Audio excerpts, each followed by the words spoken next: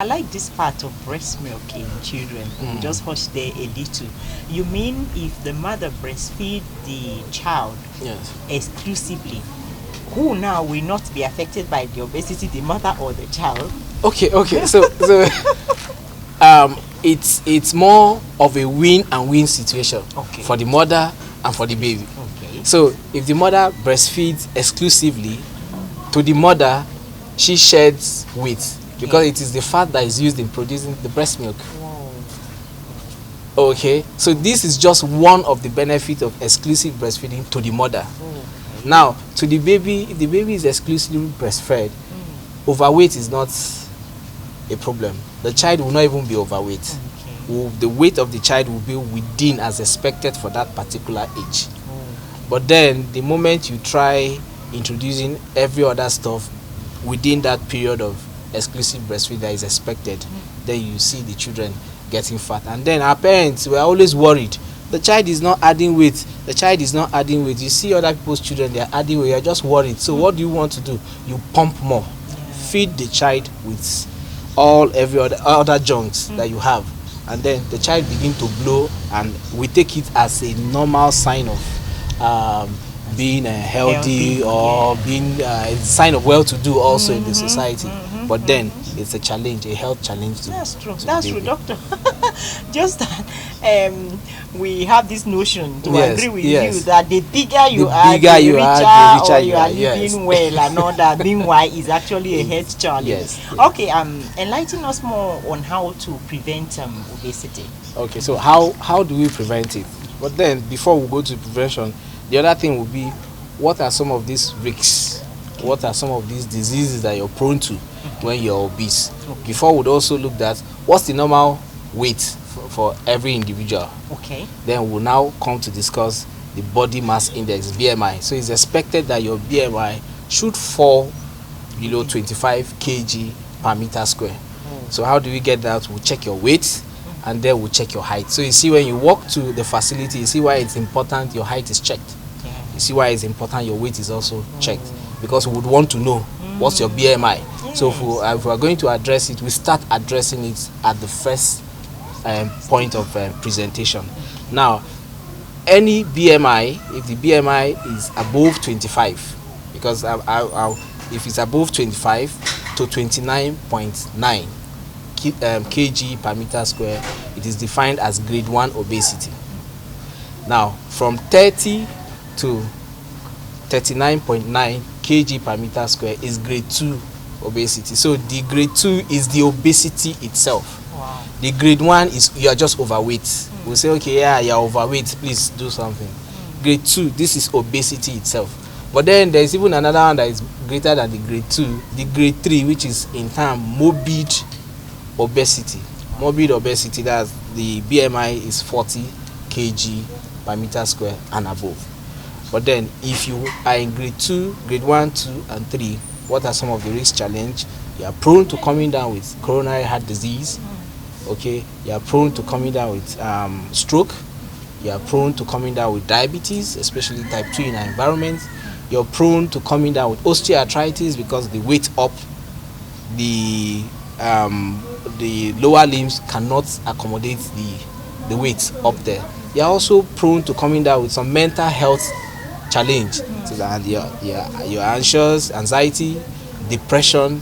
You are also prone coming down with raised cholesterol level, like the thing because there are types of cholesterol when we measure it in the body, but you are at risk of everything being high when you are overweight, obese, or morbidly obese. So some of the health challenges, these are some of them. But prevention, how do you prevent it? Prevention is very key when it comes to addressing, because you are prone to even coming down with every health challenge when you are obese. It's a challenge. Wow. There is no health challenge or condition that is not tied to obesity. Wow. So it means if you look at it, if you say it means, so it means if there's diabetes, I'm at risk of coming down with it. Every other thing, even if the woman is pregnant and she's obese, she's also at risk of coming down with every other complication related to pregnancy. But then prevention, healthy living in what sense? ensure you incorporate it as early as possible in the child. Let's start from them. You incorporate it as early as possible in them, that there's a need for them to do what? Stay healthy. Stay healthy, stay away from snacks. Okay, and it's also advisable that we don't give them longer period of time when it comes to watching television or cartoon. Yes, because it means if they sit to watch, it's less activity. Oh, wow. So we need to involve them in activities. Wow. We need to involve them, and like we discussed earlier, the need for exclusive breastfeeding. So if you introduce them to healthy living, you tell them the need for fruits, balanced diet, vegetables, and the rest. They get to know the benefit of these things as early as possible, and they grow with it. But if they don't get to know anything, I just feel, okay, snacks like things like egg roll, donut, as they are going to school, you pack and put in their bag. We're getting it wrong. Okay, that's obviously out of it. And then physical activity, exercise. If you're going out to exercise, there's also need for you to carry your children along. If the man is going, the husband is going, there's also need for you to go with the wife. Yes, because studies have shown that most couples, if the wife is obese, the husband is also obese. Vice versa. But there are cases where the wife is obese and the husband is not the other way around. For us, in our environment, aside the physical activity, we also advise that you get to know your weight. Yeah, most individuals don't even know their weight. Like I would even ask you, when was the last time you had the weight checked? So, but then there is also need for you to know that you should know the baseline. You can say, for me, mine is around 83 kg and my height is around 1.73 meters square. So I can get my BMI done anytime. But once the weight begin to increase, your height will never increase. It's always fixed. Yeah. Your height will never, it's just fixed. So as the weight is increasing, you can now caution yourself, oh, please, let's watch this and the rest. But then we should reduce sedentary lifestyle. Yes, if I always tell people, get sedentary lifestyle by getting involved in activities.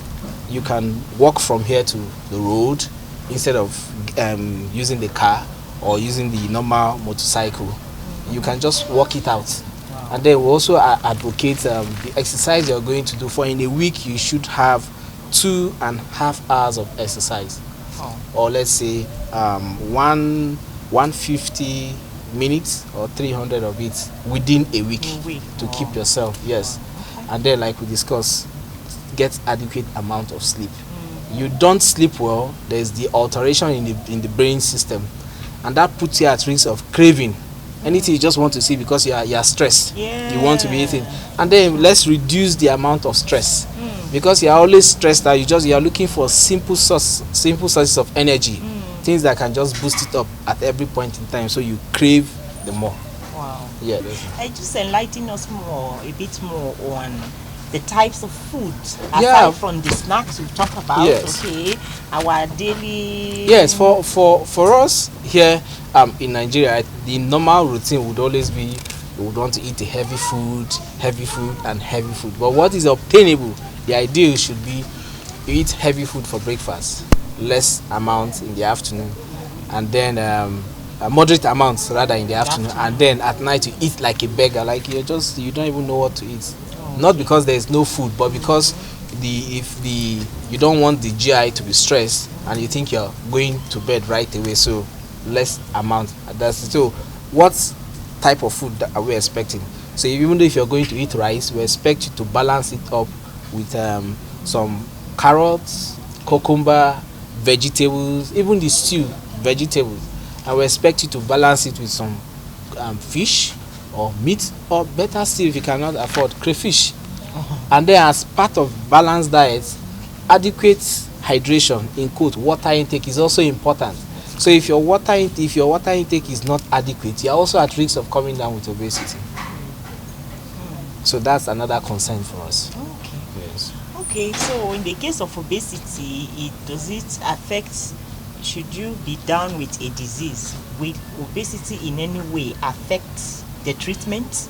Yes, I'll give you this example. The Prime Minister of UK, Boris Johnson, when he was diagnosed to have COVID, obesity was one of his also complicating risk factors.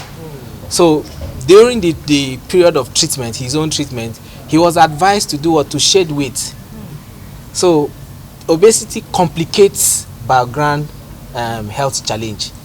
Yes, so it complicates it. So for him, he actually had to shed some weight. He was actually involved in physical exercise and what have you for the weight loss, and then that really helped him to improve during the period that he had COVID. So if there is a underground background health challenge and then the individual is obese, the obesity complicates it, makes it worse.